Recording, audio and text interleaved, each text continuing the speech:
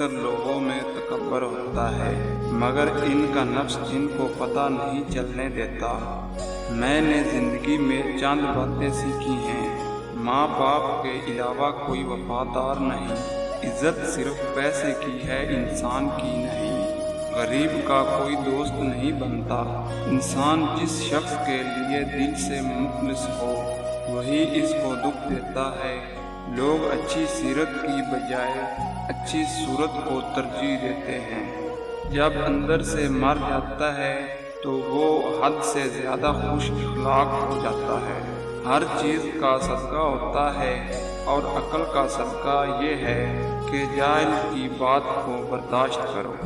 انسان کے دل میں اللہ کی مہربانی سے ایک ایسا تار ضرور موجود ہے کہ وہ لوٹ کر اللہ کی طرف ضرور آتا ہے، چاہے وہ کسی بھی روپ میں آئے۔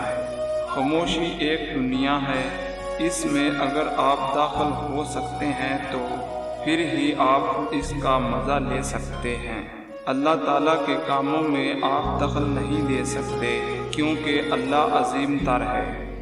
وہ جو کرتا ہے اور فرماتا ہے وہی ٹھیک اور بہتر ہوتا ہے۔ اگر آپ اس کی تحقیق اپنی انسانی عقل سے کریں گے تو وہ آپ کے پاس کا روگ نہیں۔